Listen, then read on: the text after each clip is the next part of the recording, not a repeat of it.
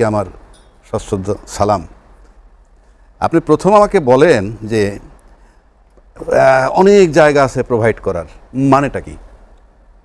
অনেক জায়গা আছে প্রোভাইড করার, এমপি নাই হইল, অন্য জায়গা আছে, ওয়াসার এমডি বানানো যাইতে পারে, বিআরটিসির চেয়ারম্যান বানানো যাইতে পারে, কিংবা কি বলে কি জানি কয় বিআরটিসির চেয়ারম্যান বানানো যাইতে পারে, এগুলো পদ আছে, অন্যান্য লোভনীয় আরও পদ আছে। এই পদগুলো কি, মানে কি এটা দায়িত্ব, মানে দায়িত্বটা কি, এটা কি দিতে হবে? দায়িত্ব তো আসলে পরিচালনা করার কেন কেন আমরা তো রাফলি আমার ব্যক্তিগত জীবনে যদি দেখি, আমার যেখানে কোনো স্বার্থ নাই, যেখানে কোনো লাভ নাই, সেখানে কেউ যায়। আর ঘুরে ফিরে সব পদের স্বার্থ ফাইনালি দুইটা জায়গায়, দুইটা ওয়েতে, একটা হলো ইনফ্লুয়েন্স, ক্ষমতা, তার সাথে টাকা। আপনি শুধু ক্ষমতা দিয়ে দেন, টাকা দিয়ে না, আপনি বিশ্বাস করেন কেউ যাবে না, কেউ এমপি মন্ত্রী হবে না, লেখে রাখেন আপনি, হবে না। আপনি বাসে চড়লে কেউ এমপি যাবে পার্লামেন্টে? আপনি বাসে চড়ে পার্লামেন্টে যাবে? ভ্যান গাড়িতে চড়ে যাবে? হরতালের সময় ভ্যান গাড়িতে চড়ে ইয়েতে গেছি, কোর্ট কাছারিতে গেছি। আপনার এই বিষয়টা হইল একটা মজার জায়গা, এবং সেটা মেইনলি ফিনান্সিয়াল। যে গল্প যে যত করুক, আজকে আপনি সবার চেহারাগুলো দেখে রাখেন, তারপরে এদের যারা চেহারা এমপি হয়ে যাবে, প্রত্যেকে দেখবেন বয়স কমে গেছে, চামড়া টাইট হয়ে গেছে, দায়িত্ব পাওয়ার পরে আপনি লিখে রাখতে পারেন। আমি নোট করেন, আপনি লিখে রাখেন। আর যা কিছু লোক আছে এখন খুব তেল করে, যেগুলা আছে কিছু লোক যে নাই তেল করে, এরা ক্ষমতায় এমপি না হইতে পারলে তেল ছুটে যায়। কারণ কি শোনেন, পাওয়ারে থাকতে চায় কেন জানেন? এই যে জোর করে পাওয়ারে থাকতে চায় কেন জানেন? পাওয়ারে থাকলে অপকর্ম করে, পরের টাইম আসতে চায় ওইটাকে ঢাইকে রাখার জন্য। অন্য এক দল আসলেই মনে করেন ওপেন হয়ে যাবে, যার জন্য এই রক্তক্ষয়ী সংঘর্ষ বাংলাদেশে। আপনি যদি এইটাকে কেউ দায়িত্ব মনে করে, শুনছেন কোনোদিন বাংলাদেশের কোনো প্রধানমন্ত্রী বা কোনো মন্ত্রী পদত্যাগ করছে? কোনো এমপি চেয়ারম্যান কেউ না। এমপি তো মনে করেন ফাংশন নাই, কোনো মন্ত্রী পদত্যাগ করছে শুনছেন? খুব কম, মানে নেই বললেই চলে। খুব গুরুতর অভিযোগ, রাষ্ট্রীয় আন্দোলন করলেও হয় না, ওরে ঘাড় ধরে বাইর করে দিছে, পদত্যাগ করছে নাকি? এখন আপনি যেটার কথা কইছেন, এখনকার উপদেষ্টাদের বেলাও তো সেম। রাজনৈতিক আবহাওয়াটা কেমন, প্রতিবেদনটা কেমন হচ্ছে? আর 16 মাসে মিডিয়া ফর গডস সে, ইনুস আমার বাপ খালু না, I am telling you the reality. Total মিডিয়ায় যেভাবে তাদের বিরোধিতা করা হয়েছে, 16 বছরের খতিয়ান কে কতটুকু নাড়ছে? আমি চ্যালেঞ্জ করলাম বাংলাদেশকে, কে কতটুকু খতিয়ান নাড়ছেন? বরং আওয়ামী লীগের বহু লোক এখন টকশোতে এসে বিএনপি হতে চাচ্ছে। এগুলো কোনো মানুষ না, যারা আওয়ামী লীগ থেকে এসে বিএনপি সাজার চেষ্টা করছে। হ্যাঁ, এবং এই মিডিয়া আজকে যদি একটা নির্বাচন হয়ে যায়, you believe it or not, 3 মাস 6 মাস থাকার পর এই মিডিয়া পুরো ঘুরে যাবে, সে আগের ফর্মে যাবে, আগের ফর্মে যাবে, অর্থাৎ আওয়ামী লীগের পক্ষে যাবে। এটা এক্সাম্পল দিলাম যে 16টা বছরে কত প্রতিবেদন করা যাইতো, বুকে হাত দিয়ে বলেন যে কত ইস্যু আছে। আপনি আবু সাইদ নিয়ে একটা প্রতিবেদন করা যায়, পানি বিলাইতে গিয়ে মারা গেছে একটা প্রতিবেদন করা যায়। কি করছেন? ইনুসের দোষ। আরে ইনুস তো বেটা চলেই যাবে 3.5 মাস পর।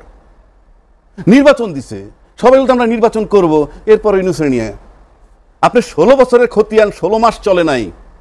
আর ইউনুস সাহেব জীবনে পয়লা আসছে, শুরু থেকে তার খতিয়ান চলতেছে। কিন্তু ওই যে ইউনুসের কাছে প্রত্যাশাটা তো বেশি আমাদের। কেন প্রত্যাশা করবেন? 5 তারিখে সব শয়তান 6 তারিখে ফেরেশতা হয়ে গেছে।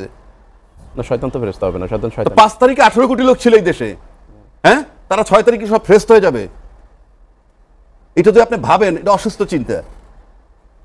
আপনি আমাকে বলেন, আপনার জীবনে দেখছেন বাংলাদেশে অনেক ঘটনা ঘটছে, অনেক অভ্যুত্থান হয়েছে, হ্যাঁ, অ্যাডমিনিস্ট্রেশন বলতে যা বোঝায় সব ঠিক ছিল। ইভেন যদি আপনি স্বাধীনতার যুদ্ধটা ধরেন, তারপরে যুদ্ধের পরে এইখানে সবই তো পাকিস্তানি তখন, বাট পাকিস্তানের যে অংশের এই ডিসি মিসি যা ছিল সব কিন্তু ইনট্যাক্ট বৈশা ছিল। বলেছেন যে সৌদি আরবে ক্রাউন প্রিন্সের সঙ্গে সাক্ষাতে একটি চুক্তি করতে গিয়ে তারা ব্যর্থ হয়েছে, কারণ নির্বাচিত সরকার প্রয়োজন। ভাই আমি তো একমত, আপনি নির্বাচন দরকার, সেটাই তো বিএনপি চাচ্ছে। বলতেছি নির্বাচন দরকার, নির্বাচিত সরকারের কাছে ক্ষমতা যাবে, এটাই দরকার, এটাই চাওয়া উচিত, এবং আমি সেটাই চাই। কিন্তু একটা নির্বাচনই কি সব? আমি এই জন্য প্রেক্ষাপটটা বললাম। আপনি নির্বাচনটা কি সব? আপনি নির্বাচনটা কিভাবে করবেন? এই যে বললাম ডিআইজি পালাই গেছে 7 দিন আগে, 1 মাস আগে মেজর জেনারেল পালাইছে, তাহলে আপনি পরিস্থিতিটা কি? আপনি একটা নির্বাচন করে ফেললেন, নির্বাচনের পর সব ঠিক হয়ে যাবে। 2 নম্বর, এই যে বললেন একটা এগ্রিমেন্ট করে নাই, নির্বাচিত সরকার নাই বলে আমি গরিব থাকবো। আমি তর্কের খাতিরে বলছি, আপনি কি চান? আপনার ঘরে শান্তি চান। গল্প আমরা যতই করি, আমরা মনে করি টাকায় শান্তি দেয়, এই জন্য টাকার পিছে ঘুরেন। আমি বুকে হাত দিয়ে বলতে পারি, আপনি যারা পালায় গেছে, চলে গেছে, খালি কল্পনা করেন না, চক্ষু বন্ধ করে কল্পনা করেন যে সে কোথায়, প্রধানমন্ত্রী কিভাবে কোথায়, আছে? তার ছেলে কোথায়, তার মেয়ে কোথায়, বেনজির সাহেব কোথায়, চক্ষু বন্ধ করে কল্পনা করেন। হারুন সাহেব কোথায়? লাইফ কিন্তু জিরো। বস্তির রিকশাওয়ালার চেয়েও তার এখন করুণ অবস্থা। এটার কারণ হচ্ছে ইনজাস্টিসের সীমা আছে। আপনি খুঁজে বের করেন বাংলাদেশে কয়টা পলিটিক্যাল লিডারের ভিতর থেকে আপনি জাস্টিস পাইছেন। আমার এটা বলা লাগবে না, আপনি নিজে নিজে ফিল করেন। সকাল বিকাল হরহামেশা ফুল টাইম মিথ্যা কথা বলে এবং তারা রাষ্ট্রীয়ভাবে দলীয়ভাবে এডমিট করে রাজনীতিতে শেষ কথা বলতে কিছু নাই। এই যে 237 জন নমিনেশন দিছে, কে জানে এখান থেকেও পরিবর্তন হতে পারে। কারণ চূড়ান্ত কোনটা জানেন? ফাইনালি যখন স্বাক্ষর করে দেয় এই দল থেকে এর মনোনয়ন দেওয়া হইলো, এই কাগজটা যখন নির্বাচন কমিশনে জমা দেয়, এর আগ পর্যন্ত গল্প যতই করুন, আপনার এই প্রাথমিক তালিকায় আমি বলছি না যে, আমি বলছি এই যে শেষ কথা বলতে কিছু নাই, এটাকে নিয়ে যখন আপনারাও বাজারজাত করেন, এই শেষ কথা যখন আপনার উপরে বর্তায় তখন একটু বেকায়দা হয়। যেমন ধরেন ইউনূস সাহেব দীর্ঘদিন কাজ করলেন, ইউনূস সাহেবকে দিয়ে যদি কেউ এর চেয়ে বেশি আশা করে, সে বোকার স্বর্গে বাস করে। এটার কারণ হচ্ছে কি আমি বলি, এটার কারণ হচ্ছে, আমি আপনার প্রথম বলি, আপনি একটা শুটিং করাবেন, একটা নায়িকা সিলেক্ট করলেন যে তাকে দিয়ে আপনার ছবির অভিনয় করাবেন, আপনি পরিচালক, আপনি 3 মাস ধরে শুটিং করাইতেছেন, কাট হচ্ছে না, কাট হচ্ছে না, আপনি একটা পর্যায়ে ফুল স্টপ দিতে হবে, কি যে এর কাছ থেকে এর চেয়ে বেশি পাওয়া যাবে না। তখন আপনি চিন্তা করবেন হয় তাকে দিয়ে ছবি করাবেন, নয়তো নতুন নায়িকা খুঁজবেন। তো ইউনূস সাহেব এখন সেই জায়গায় আছে, ফুল স্টপ। আপনি তার কাছ থেকে আর কিছু আশা করতে পারেন না, কারণ আমরা দেখছি এটা। কারণ কি, একা চলা যায় না, এবং সে যতটা পথ হাঁটছে সে একা হাঁটছে। সকল রাজনৈতিক দল নিয়ে ঐকমত্য কমিশন, এই তো আবার সেই জায়গাটা একই কথা বারবার বলতে হয়। আপনি সমস্ত রাজনৈতিক দল শেখ হাসিনাকে তাড়াইতে চাইছে 10-12 বছর ধরে, সে 15 বছর ক্ষমতায় ছিল না, তো তাড়াইতে চাইছে, তাতে রয়েছে 15 বছর। আর সব রাজনৈতিক দল ইউনূস সাহেবের সমর্থন করে, সাপোর্ট করে, মাঠে ম্যাজিস্ট্রেসি পাওয়া নিয়ে আর্মি আছে, তাতে তার এই অবস্থা কেন? সেটাই তো এটা কোন পদের সহযোগিতা? ফলস। আপনি বলতেছেন রাজনৈতিক দলগুলো সহযোগিতা করছে না, আপনি বলেন না তো, তাহলে এই অবস্থা হবে কেন? যাকে তাড়াইতে চাইলেন সে থাকলো 15 বছর। তারা তো বলছেন যে আমাদের আসলে অভিজ্ঞতা নাই, অন্তর্বর্তীকালীন সরকার নিজেরাই সেটা তো অন্য কথা। আপনার সহযোগিতাটা কোথায়? আপনি যে এই যে এখনো বিএনপি কোনো আন্দোলন করে নাই, কোথায়? এই রাজপথে কোনো, যে জামাত অলরেডি কর্মসূচি দিয়েছে, বিএনপি বলেছে যে এসব করবেন না, রাস্তায় নামবেন না। হ্যাঁ, ভালো তো, বিএনপি ঠেকাক, আমি সেটা তো অন্য জিনিস। এই যে আওয়ামী লীগ এখন মাঠে নামতেছে না, এই যে 13 তারিখের একটা কর্মসূচি আছে। আচ্ছা রাখেন, আওয়ামী লীগ মাঠে নামতেছে তো ঝটিকা মিছিল করে। হ্যাঁ, আওয়ামী লীগ যখন ক্ষমতায় ছিল 12 বছর, তো তারা কেউ মাঠে নামতে পারে নাই। আচ্ছা, এখন তো আওয়ামী লীগ ক্ষমতায় নাই, বিএনপি ক্ষমতায় নাই, কেউ ক্ষমতায় নাই। হ্যাঁ, আচ্ছা, আওয়ামী লীগ মাঠে নামে কেমনে? এটা প্রশাসনের দুর্বলতা। আওয়ামী লীগ মাঠে নামে কেমনে জানেন? ও যখন বলা হয়েছে যে রাষ্ট্রপতিকে অপসারণ করলে সাংবিধানিক সংকট হবে, ওই যে সিগন্যাল, ওই সিগন্যালে তারা নামতে পারে। কিন্তু এটাও তো বাস্তব। 13 তারিখে শোনেন, 13 তারিখে এখন তার আওয়ামী লীগ ক্ষমতায় নাই, আপনার তো তখন ক্ষমতায় থেকে পারেন নাই, ক্ষমতায় ছিল বলে। মাঠে নামে কেমনে এখন আওয়ামী লীগ? তখন তারা ক্ষমতায় ছিল, সব পাওয়ার ছিল, আপনি আন্দোলন করছেন, সব দল আন্দোলন করছেন তার বিরুদ্ধে। আর এখন তার পাওয়ার নাই, এখন আন্দোলন করে ঠেকান না, এখন নামে কেমনে? ওইখানে ঝটিকা মিছিল হয়, ওইখানে ঝটিকা মিছিল হয়, হয়তো হ্যাঁ হয় কেমনে?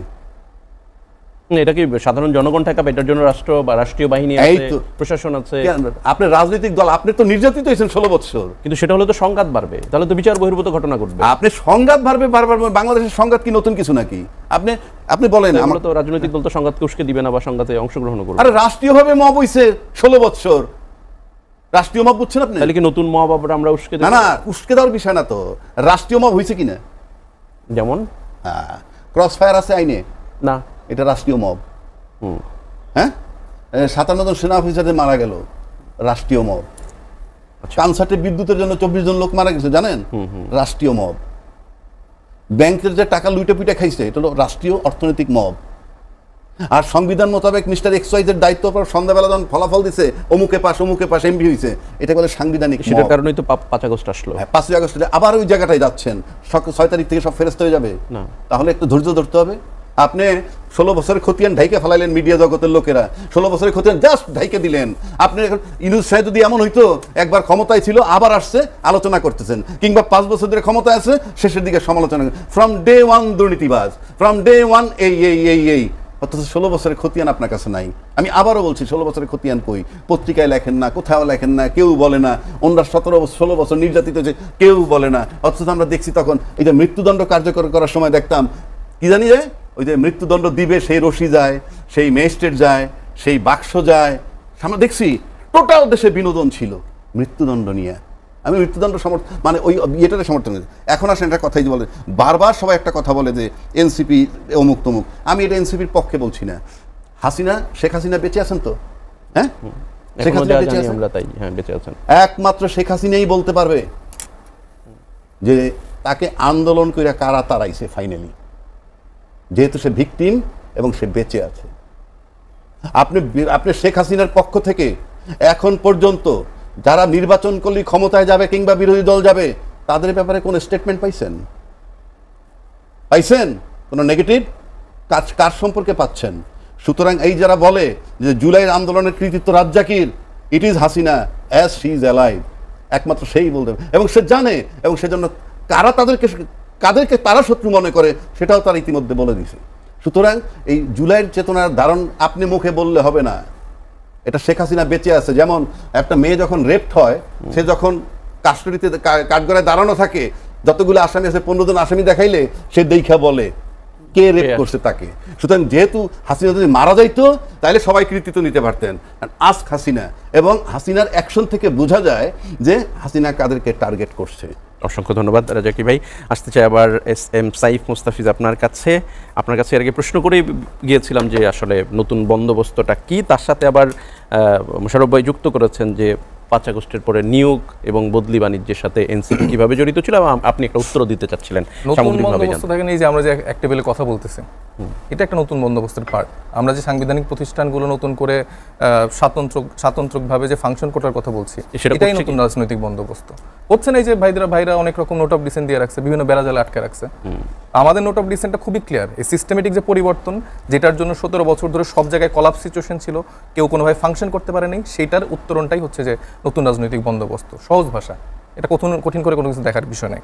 আর আমি যেটা বলি যে আসলে প্রত্যেক পেশায় যেরকম আসলে অবসরের একটা ব্যাপার থাকে, রিটায়ারমেন্টের একটা ব্যাপার থাকে, আমার মনে হয় যে আমাদের রাজনীতিবিদদের আসলে রিটায়ারমেন্টের জায়গা আছে। কারণ যারা আসলে মানে স্ট্র্যাটেজি বোঝে না রাজনীতির, তারপরে আন্দোলনের স্ট্র্যাটেজি বোঝে না, তাদের কাছে আসলে নতুন করে আপনি আন্দোলনের বর্ণনা করে লাভ নাই। আপনি ডে 1-এ 5 তারিখে দেখবেন যে বাবারা সোনারা তোমাদের জন্য আমরা নতুন জীবন উদ্ধার পাইলাম, জীবন পাইলাম। আর আজকের সময় শোনেন এই মোশাররফ ভাইয়ের মতো ভয়েস সবার, সালাউদ্দিন সাহেব থেকে শুরু করে, তাদের যে অডাসিটি, তাদের যে অহংকার, এবং এটা শিওর থাকেন এই ফেব্রুয়ারির পরে তারা চিনবেই না। কোনো ক্ষেত্রে আমাদের ক্রিমিনালাইজও করে ফেলতে পারে, দেখবেন আমাদের জেলও পাঠাইতে পারে। এই যে এরা তো রাষ্ট্রবিরোধী কাজ করছে, সংবিধানের বিরুদ্ধে দাঁড়াইছে। দেখেন এটা হবে মানে 1.5 বছর না যাইতে যে তাদের যে টোন, তারা হচ্ছে এটাকে একটা কোটা সংস্কার আন্দোলনের মধ্যে ফেলে দিচ্ছে। তারা এটা বলতেছে না যে এই আন্দোলনটা কিভাবে সামনের দিকে চলছে। যখন আমাদের একটা গ্রুপ 5 থেকে 6 জন গ্রুপ আটক হলো, তারপর যে আবার আরেকটা লেয়ারের নেতারা সেটা আন্দোলনটা চালনা করলো, হান্নান মাসুদ, মাহিন সরকার, রিফাত রশিদ, এরা যে কন্টিনিউ করলো, এবং তারপর আরো 4-5টা লেয়ার ছিল যারা আমরা রেডি ছিলাম যে তারপর আমরা কন্টিনিউ করবো। আমরা ওই যে ওইরকম ওই বয়স্ক যারা রাজনীতিবিদ আছে, যারা আসলে শুধুমাত্র চেয়ারে বসে থাকে, মানে টার্গেট করে কখন আমি ক্ষমতায় যাব, ওই চিন্তা নিয়ে আমরা রাজনীতিতে আসি নাই, ওই চিন্তা নিয়ে আমরা আন্দোলনও করিনি। আমরা সলিড প্ল্যান করে আগাইছি। এবং যদি আপনারা এই যে আমাদের এই গল্পগুলো আসলে প্রচার হয় না ওইভাবে, এগুলো আসলে প্রচার করা উচিত ছিল। প্রচার কেন হয় না জানেন? প্রচার হলে তো আসলে যে ক্রেডিট, এই কৃতিত্ব, এই যে যেরকম উনি এখন বলছে তারেক রহমান, সে বলে দিচ্ছে 1 দফার ঘোষক। তারেক রহমানকে আমি সম্মান করি, কিন্তু 17 বছর ধরে লন্ডনে থেকে উনি বহুবার 1 দফার ঘোষণা দিচ্ছে। ওই মাথায় কি মানুষ নামছে? আন্দোলন করে কি শেখ হাসিনা সরছে? হয় নাই তো। ওনারা এখন ক্রেডিট নেবে। তারেক রহমান সাহেব বিভিন্নভাবে কয়েক পর্যায়ে হচ্ছে দেশে আসতেছে, তিনি দেশে আসেন না কেন?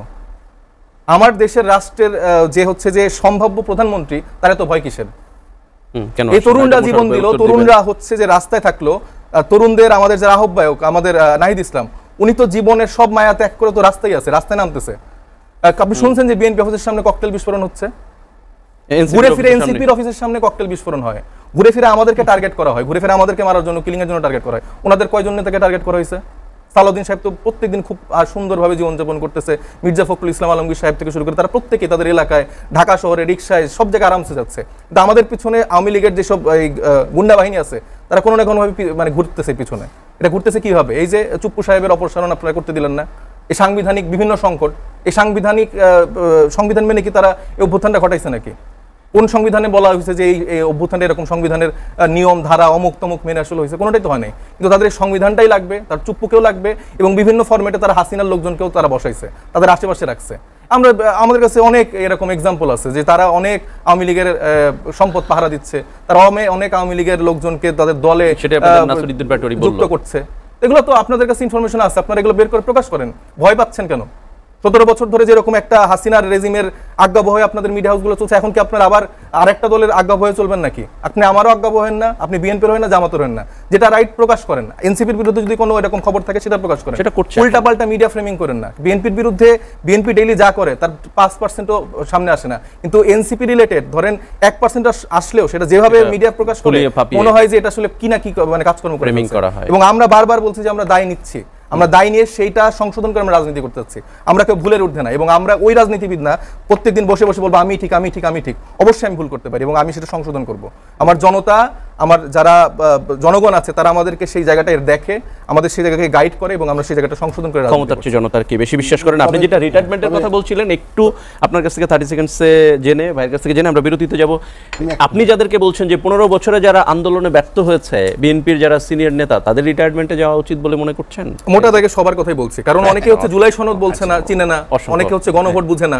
এইরকম যে কথাটা বলছিলেন ওই যে চুক্তি হয় নাই, আমার দেশের মানুষের জান মাল নিরাপত্তা ইনশিওর করতে হবে, স্বাধীনভাবে চলাফেরার বাক স্বাধীন নিশ্চিত করতে হবে, আয়না ঘরে মরবে না, বিনা বিচারে হত্যা হবে না। এইটার জন্য যে আমার গরিব থাকতে হয় রাষ্ট্র, আমি গরিব থাকতে রাজি। ওই চুক্তি আমার কাছে গুরুত্ব